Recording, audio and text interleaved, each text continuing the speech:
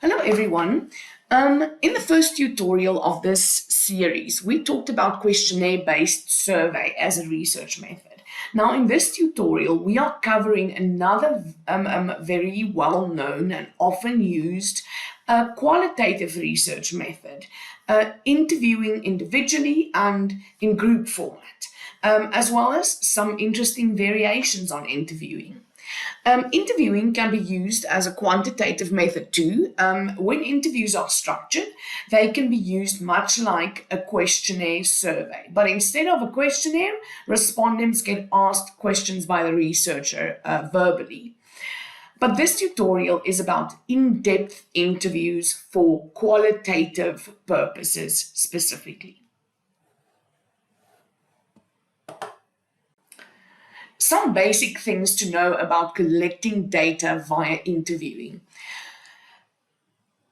In-depth interviewing is an intentional conversation between two or more people where there's some level of informality and personal rapport and two-way communication. In conventional interviews, it's usually question and answer style communication. In-depth interviews have the potential to generate rich data about people's perceptions, opinions, beliefs, and meanings associated with a research topic. Sometimes interviews also allow the researcher to observe non-verbal communication and the surrounding environment as additional sources of data.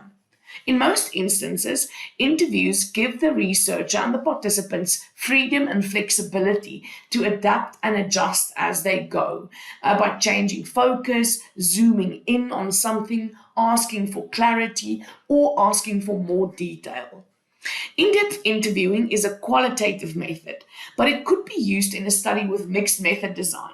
And it's very possible that interviews are only a supportive, supplementary, confirmatory type of method used in a study that is mostly quantitative and informed by positivist assumptions. The way you refer to the interview method in your research proposal should be consistent with your research design and your research questions and objectives.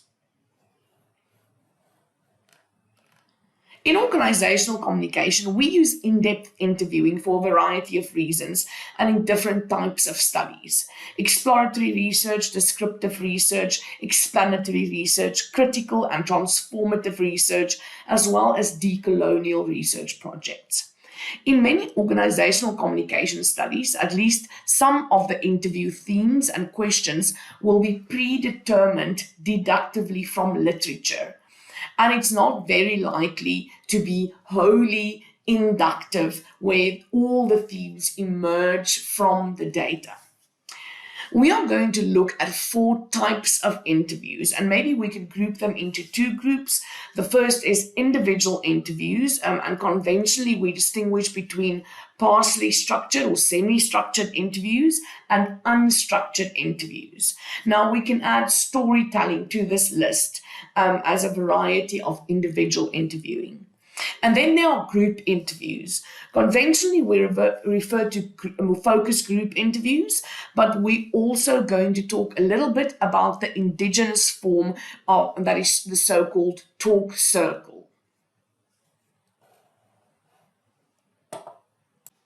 Firstly, individual in-depth interviews, and the focus will be on partially structured interviews for this tutorial. In-depth interviews are this back and forth conversation between the researcher or data collector and the participant of the interview, used as in qualitative research, where the researcher gives the general direction of the interview. Interviewing is ideal when you want an in-depth understanding of people's personal beliefs, opinions, or views. In-depth interviews are flexible and allow the researcher to observe the environment and other non-verbal communication from the interview participant. As I said before, classically in-depth interviews can be partially structured or unstructured. And now for partially structured interviews, the researcher sets some of the questions before the onset of the interview, but can then ask follow-ups or clarifying questions to get more details on specific points as the interview progresses. And unstructured interviews, for those, the researcher does not start with a set of questions, but just a general idea of the topic under discussion. Whether the interviewer plans some of the questions ahead of time or not, in-depth interviews ask for solid preparation on the side of the researcher. If a researcher is not prepared, the interview can very easily be unnatural or uncomfortable. Some questions and phrasings, for instance, can place unintended pressure or lead participants in a specific direction. The interviewer really needs to be ready and practiced in the style of the interview to be conducted and the type of questions that might work. During the interview, the researcher needs to listen, observe, interpret, plan ahead of time, like for the next question, everything all at once. It's also necessary to plan well before the interview, as in-depth interviews can be very time-consuming and intensive. To start with, like 45 minutes to 1.5 hours long they could be. And you must also, as the interviewer, be able to keep to the time arrangement that you made with a participant. So that's another role, an important thing to plan ahead for. Practically, the researcher also needs to plan for things like travel and the location of interviews, the recording equipment, and so on. Now, individual interviews can take place face-to-face, via the telephone, or via online meeting software like Microsoft Teams or Skype or Zoom or whatever. Depending on the format of the interview, you need to remember to plan for travel and equipment and appointments made and so on. And also, if you have to travel and go to physical locations, interviewing could be on the expensive side. Now, in terms of storytelling as an interview technique, dominant or conventional interviewing methods are questioned in decolonial indigenous research perspectives because conventional interviews are set up in such a way that the interviewer has the more powerful position in relation to the interviewee, where the researcher decides the research agenda, sets up the questions, decide on the line of questioning, and are also the ones that analyze and interpret the data and write up the findings. Now, decol positions say that it's time that indigenous interview styles are used, that indigenous approaches inform the type of questions asked, how the analysis is done, and how the data is used.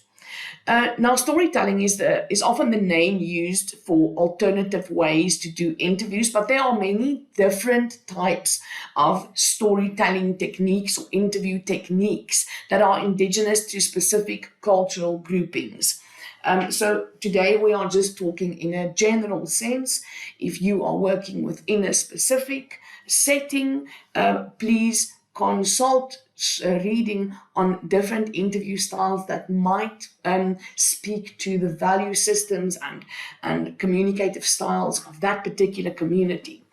But storytelling is seen as part of oral knowledge transmission in a general sense now, and other ways of oral knowledge transmission is through like cultural artifacts and practices and songs and poems and folklore and so on.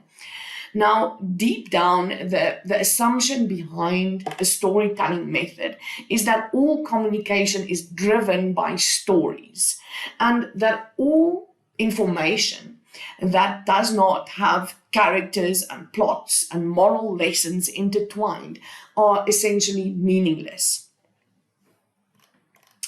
For organizational communication, stories are often used to explain organizational narratives. And these can be narratives like cultural narratives or cultural organizational stories. And they are like stories about the the climate and the culture of an organization. And they include things like stories told by employees about their problems with management, or stories told by management about past achievements to inspire others, or stories told by HR to convey certain values when they are welcoming new organizational members into the team.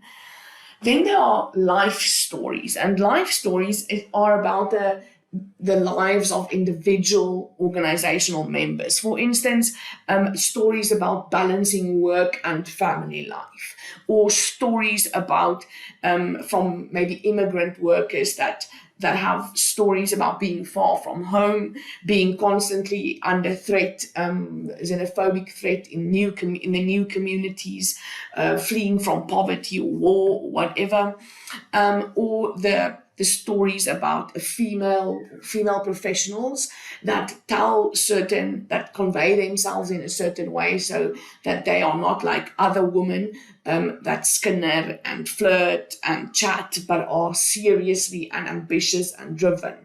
Those are examples of like personal life stories. Scholars that view organizational communication as a cultural performance also use storytelling methods, or scholars that view organizational communication as an ongoing discourse, and those that see communication as either the expression and or suppression of voices in an organizational setting. Those type of scholars often turn to storytelling when they are doing research.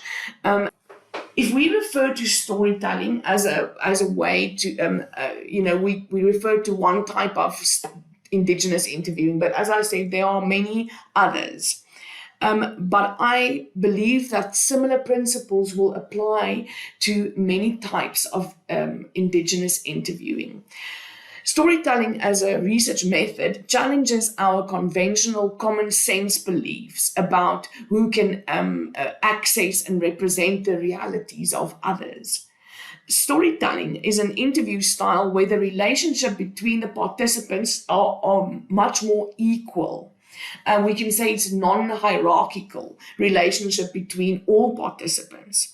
And storytelling is about passing specific local knowledges on through narrative relational exchanges between a narrator and a listener, which in this case is the researcher. Storytelling, narratives, or giving testimony is a way that many African cultures use to exchange Indigenous knowledges to reach consensus. It's relational, it's oral, and therefore it fits many forms of Indigenous inquiry. Now, moving on to focus group interviewing. Focus groups, it's a group style interview to determine opinions, attitude, preferences, beliefs of a number of participants at the same time. Focus group interviews include somewhere usually between 5 and 15 participants and 1 or 2 moderators or facilitators. Because there is a group of people together, there are group dynamics that add value to the quality of the data collected, like interaction between the participants. They share experiences, and participants contributing or expanding on each other's opinions. They can inspire each other, trigger ideas for each other, solve problems together, and have debates. And all those things can happen during the focus group interview and can give the researcher deeper insight. Focus group interviews are useful in some circumstances as they are lower in cost than individual interviews, and the data collection could be quicker than for individual interviews. These interviews are also often used at the end of a qualitative process to member check, to check with participants whether the results it's the sharing of results after the fact with participants so that they can respond to the accuracy and the relevance of the research findings. Focus groups are also particularly suited for participatory action research, where solutions and interventions are part of the research process.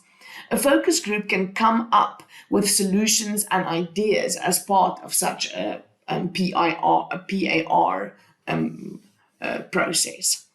When you plan a focus group, it's important to consider the following: the time and the place and the format of the interview. Now, focus groups can be in person or online. Focus groups are also more complicated than individual interviews, and you must ensure that the venue is comfortable and that the equipment and the circumstances are sufficient for your needs. The number of focus group interviews needed. If you use focus groups as the only or the most important data collection method, then a single focus group is likely not sufficient to reach data saturation. And you must, like some authors gather, like you must have between 3 and 4 focus group interviews. Now, the composition of the focus group is also important, how the group is put together, because that is crucial to the success of focus group interviews. You must make sure that you include people that are part of the target population and that include relevant subgroups, for instance. You must also decide whether you are including people based on similarity or based on differences between them. And remember to think about things like education, expertise, age, race, gender, religion, and so on, because the composition of the group in this sense can change the dynamics and political and ethical issues that might need further consideration on the side of the moderator. A focus group, they are facilitated by a moderator or a facilitator, where individual interviews are conducted by an interviewer, when we think of the terminology. The moderator leads the discussion and can be involved in the discussion to like a greater or a lesser degree depending on what is needed for the study and what happens during the course of the focus group session. Generally, the moderator manages the process, leads the interview and facilitates the whole thing. They play a regulatory role as well and handles the practical stuff of recording and checking and also plays an analytical role. To be a good moderator, a researcher must be pretty skilled, especially when it comes to the facilitation and regulatory roles. The moderator must be warm and welcoming and make participants feel at ease, treat them as people, and look out for their for discomfort, signs of discomfort. The moderator must constantly check themselves so that they can remain impartial without being like cold and distant. They must make sure not to show like approval or disapproval or agreement while the focus group participants are speaking, and not to force or coerce participants towards a certain viewpoint. The moderator must encourage participants to speak freely, to give their opinions, to share their ideas with each other.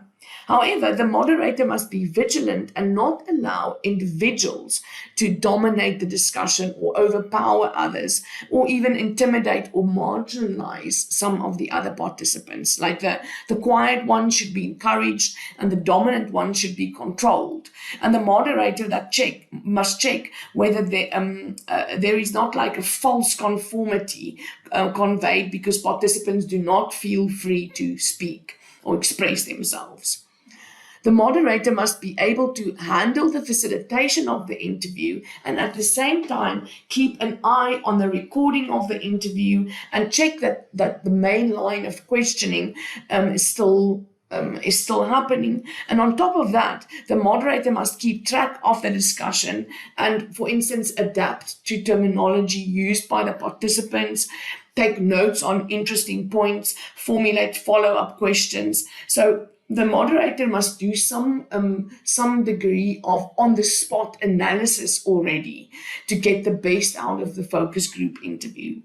Focus group interviews are generally suited for communication studies, as a lot of real-life communication, especially in organizational settings, happen in a group format. It's like we meet and discuss relevant issues in groups. We solve problems in work teams, for instance. So focus groups are a realistic method for data collection in organizational communication research. Now, conventional Euro-Western focus groups do have a degree of participation and inclusion and flexibility, but there are also some drawbacks in conventional focus group interviewing in that, just like individual interviews, they are still controlled mostly by the researcher. The researcher puts together the group, the researcher moderates and directs the line of questioning. The interview takes place at a location that is usually chosen for the comfort of people and to separate people from the outside world, like a quiet boardroom, for instance. And despite the duty of the moderator to keep certain individuals from dominating the discussion, equality of participants are not crucial to the success of focus groups. Now, Indigenous and post-call and decall methodology call for the recognition and the celebration of a much wider variety of group interviews. There could be things like community focus groups, family focus groups, and many others. You can think, for instance, of community interviews as something like a discussion between selected members of a community, like maybe a leader, a head person, a ward councillor, village leader, like some wise elder or a spiritual leader, like a group of important community members having a discussion. And for instance, a family interview, like imagine conducting a group interview in an African household. Imagine like other members of the family joining the conversation, neighbors come over, the children are around because they're curious. The home is like a place for sharing and for togetherness. So if you want to conduct interviews in people's homes, such an interview cannot really be, like according to decall scholars, like a Euro-Western focus group, because additional participants must be welcome or able to invite themselves, and the values of that specific family and community overrules the rules of what we would see as focus group rules, for instance.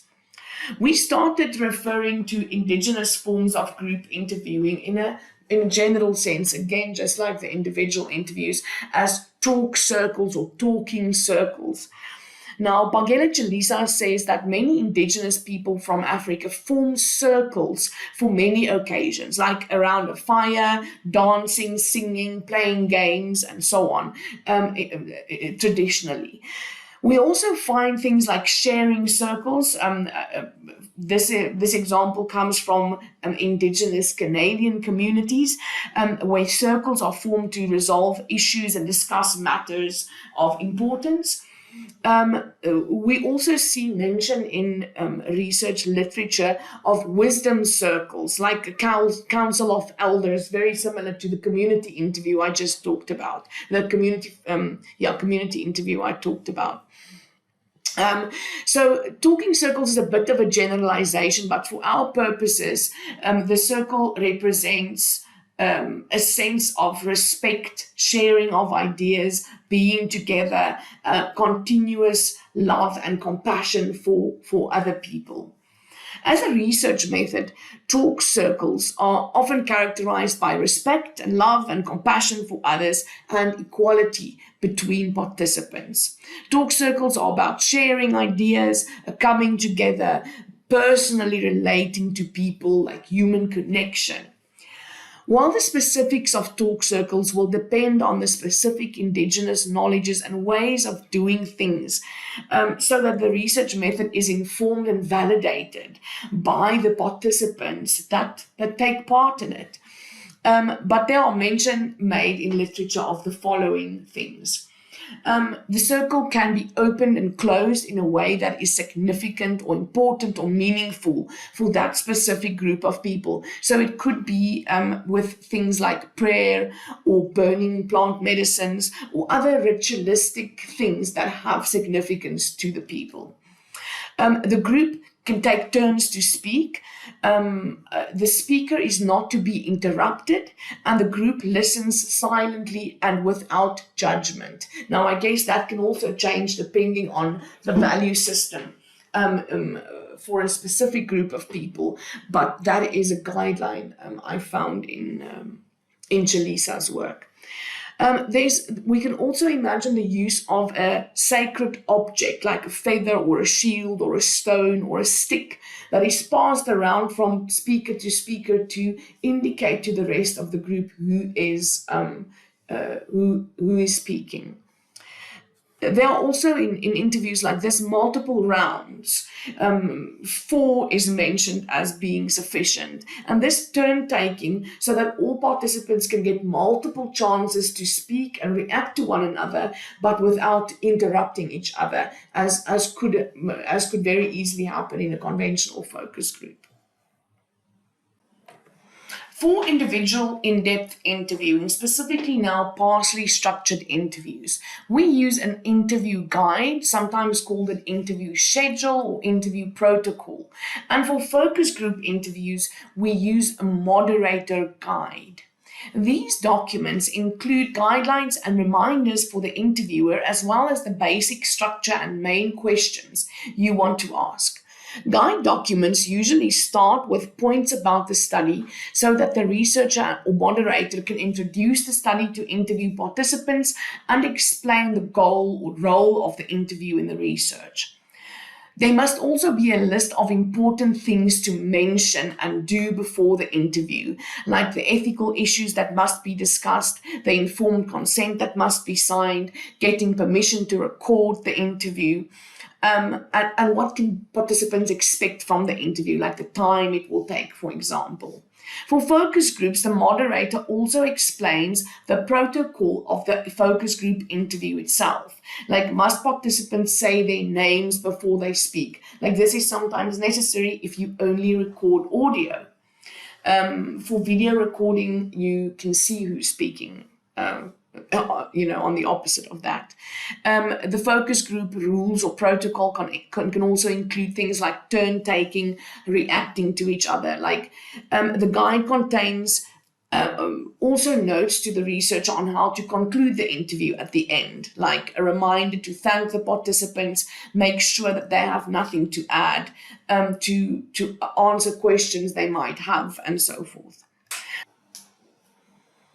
The way you put questions is vital to the success of your interview. Like, here are some tips. Firstly, keep it open-ended. Avoid closed-ended questions like yes and no questions. Keep your questions as clear and simple as possible. So avoid long and complex or double-barreled questions. If the question is too long or complicated, the participants will struggle to answer it. And if you ask two things at once, like in a double-barreled question, participants might only respond to one of the two aspects, and then damaging the quality of the data you get back.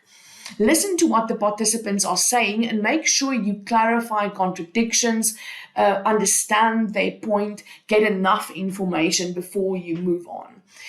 Do this without leading the participants or sounding accusatory or confrontational in any way. Ask questions that solicit opinions from participants, that ask for their lived experiences, for instance, their personal circumstances, their own feelings. Be delicate with sensitive issues. You might need even a plan B for sensitive topics. Like if you see during the interview that participants are reacting strongly, you have to have a plan B to divert to less sensitive topics or reformulate your questions. We usually say that qualitative research makes use of inductive reasoning. But when you are preparing an interview guide, you are using deductive reasoning, although despite being busy with a qualitative study. The inductive reasoning will come in when you interpret the findings and postcode your interview data.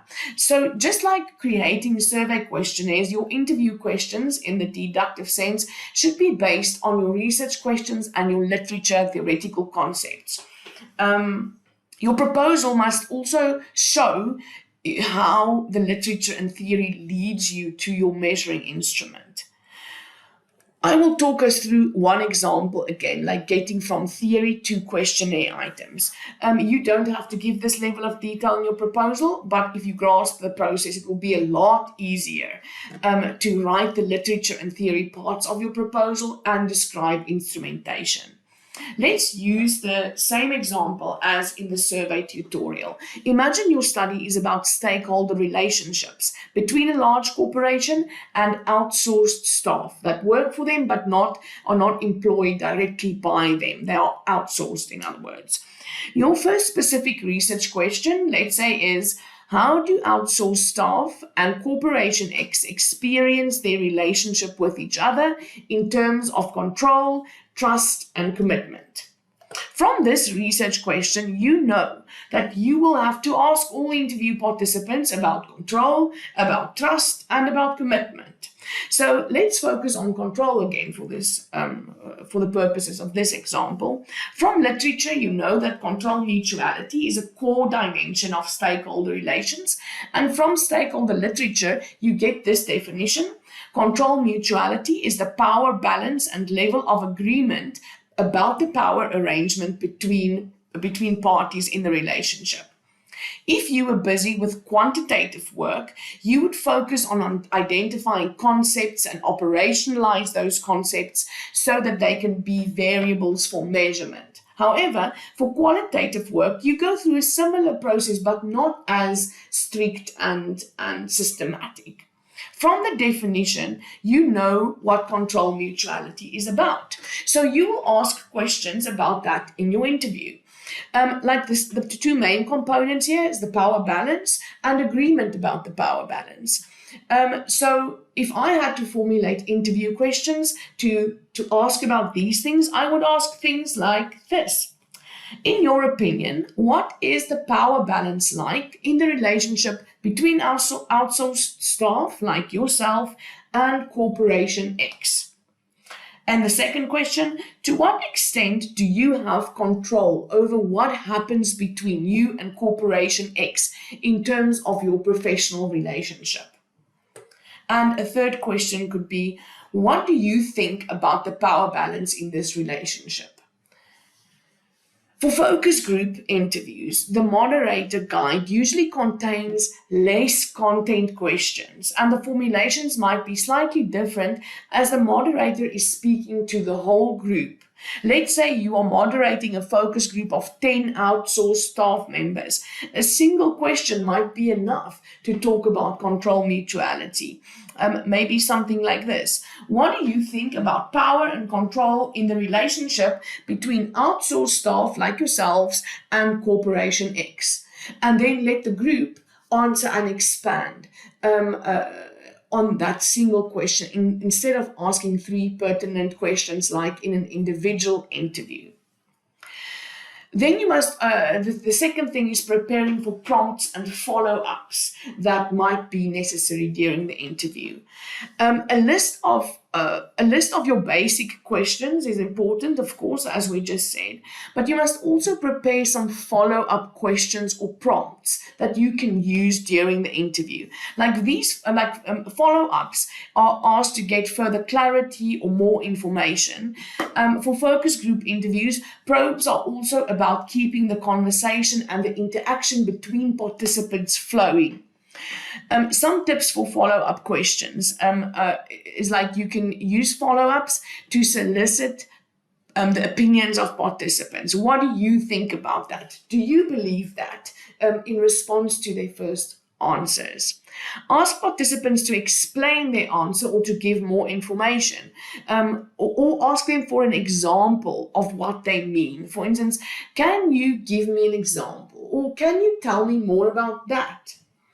That now being replaced with a specific term somebody might have used. You can also put their answer in your own words as you understand it and ask them for corroboration by saying something like, okay, so what you are saying is that, and then, or do you mean blah, blah, blah? Like that type of phrasing can be used. For example, here are some follow-ups for the main questions that we used earlier as examples of individual interview questions. Like on the first one, you can formulate a follow-up. What do you mean by? And another follow-up can be, can you give me an example or tell me a story to illustrate what you have just told me? For the second question, you can ask, are there specific things that make you say this, or make you feel this way? And for the third question, you could ask, would you like that to be different? Why or how?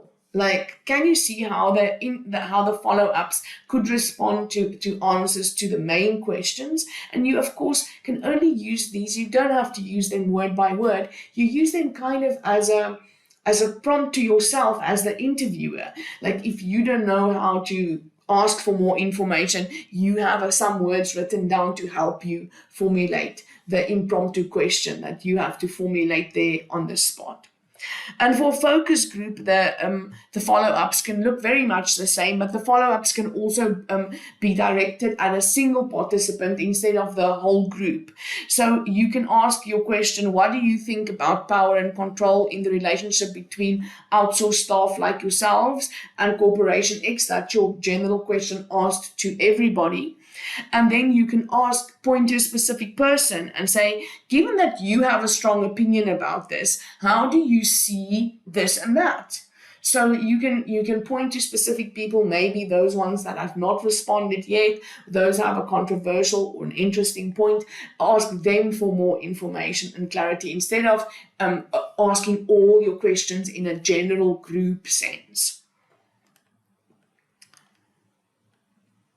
Or you could ask, of course, you can ask general group questions, but they can solicit like voluntary responses. For instance, you can ask, now from this group, are there some examples or stories you can think of that show the power dynamics in your relationship with Corporation X? And then maybe 3 people would like to respond and tell their examples or stories of their experiences to show what the power dynamics are like. So I hope you get what I'm saying.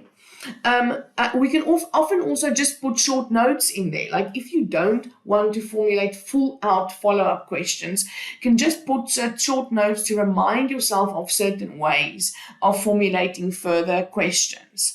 So you can put little notes to yourself there to put the question differently, or ask for clarity, or ask for more information, like little prompts to give you some words to use. Now about data collection. Now in the previous section, there's already a lot of information on important things that must happen before and after the interviews, as the interview guide should guide the researcher in this regard. So on top of that, the basic procedure and to follow for in-depth interviewing is like the researcher introduces themselves and briefly outlines the study, explain what is required from the interviewees and so on. Then detail the ethical matters and get permission to record and obtain informed consent from participants. Then guide the interview using the interview guide, and at the end thank the participants. That's a very basic structure. Now focus group, the process of focus group interviews are sequenced in a similar way, but because the moderator's role is a little bit more involved, we can set out the process a little like this, for example. The moderator starts the meeting in the first place by greeting, explaining the study's purpose, the ethical matters, get permission to record, get informed consent, and explain the general rules and procedures to be followed during the interview or during the group interview. Then there could be an icebreaker. Maybe participants introduce themselves and give some information about themselves and are welcomed by the rest. Then an introductory question can follow. This is usually a very open-ended or general question, but it relates to the topic of the research, but it's like an intro question into this topic, that it's easily answerable, and each participant can get a turn to speak in front of the group for the first time, in a situation where the pressure is kind of low because you're giving your personal opinion or give your personal understanding or whatever it is. Then a transitional question. This is where the questioning turns more specific to a narrower version of the topic under discussion. Then your key or central content questions. It's the main part of the focus group session, and the moderator here uses the moderator guide to lead the discussion. And then at the end, there's a debriefing and a conclusion where participants can reflect on what they discussed. They can ask for further clarity, or they can mention things they've forgotten, in order to just get back between, like, leave the space of the interview and get back to the rest of the life outside of the focus group interview, that kind of debrief and reflective kind of conclusion to a focus group. For interviews, just like questionnaire-based surveys, you will always work with populations of people, because people are the participants and you should be sampling people. Thinking about population and sampling for qualitative research is vastly different from thinking about it for quantitative research. For quantitative work, we are concerned with generalizing our findings, drawing representative samples, or defending why we didn't or couldn't do that. While for qualitative research, we usually draw smaller samples and base our decisions on access, the richness of information, and the relevance of certain people's lived experiences. For interviews, the population will be this population of people, and they will share certain characteristics that are relevant to the study.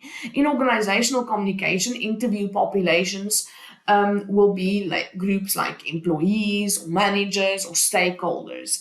In your proposal, you need to describe the characteristics of your population or populations, depending on how many samples you'll draw, but you'll only describe them in the terms that are relevant for your study. You are not describing them, as I said in the survey tutorial, for fun. You describe them because these characteristics might change the way you sample and are motivation about the suitability of this group for your study. For interview methods, the participants of a study are usually selected based on subjective judgment of the researcher.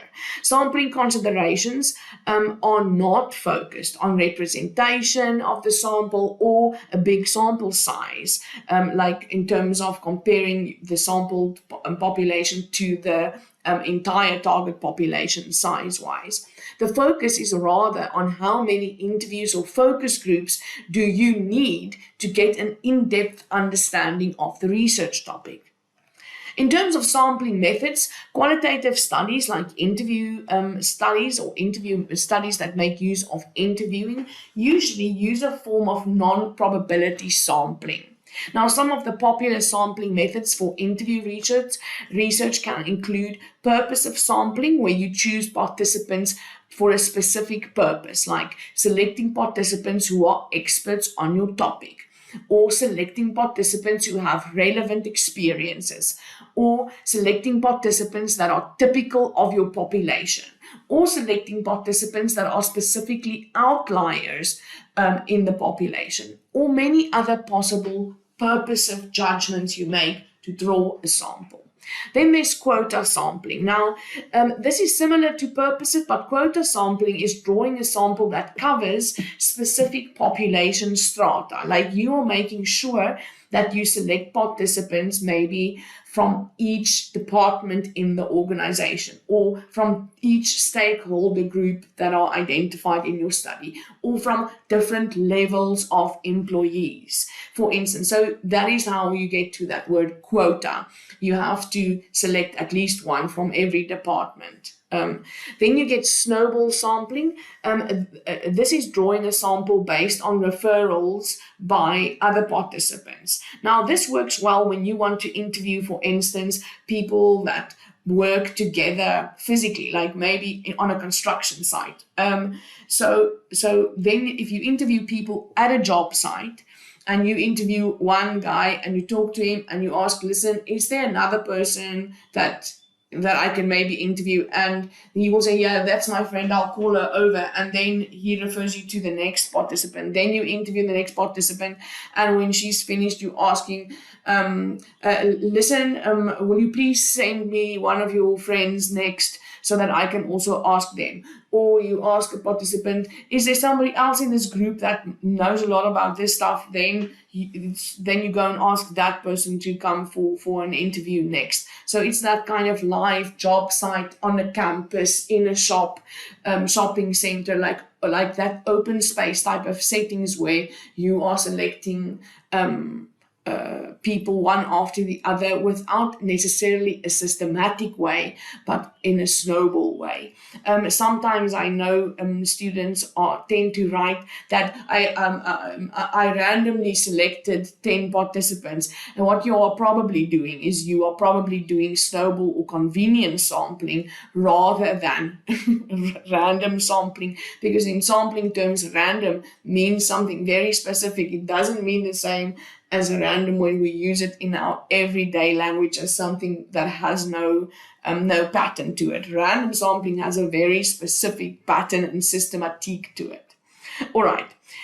It is sometimes not necessary to determine before the time how big the sample size must be for qualitative research, because what is more important than a preset sample size is that you reach data saturation. Now, data saturation is that point where there's no further new information that is coming to the fore from your interviews. So many qualitative studies determine their sample sizes based on this point when they are no longer hearing any new information coming from their participants, instead of predetermining a sample size. But of course, it's always possible and necessary in for some studies to, in your proposal, give at least some indication of a sample size that you are envisioning, even if you are not sure from the start.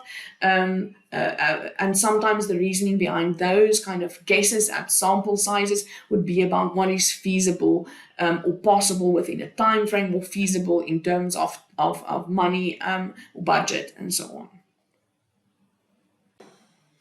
Now, the last thing I want to talk about in this tutorial is data analysis and interpretation. There are several ways in which interview data can be analyzed. Like you can use content analysis, narrative analysis, discourse analysis, and so on. And you need to briefly describe in your proposal how the data will be transformed and organized so that systematic analysis can be done. You also need to demonstrate that you grasp the basic processes of qualitative data analysis and identify and motivate specific methods of qualitative analysis you propose for your study.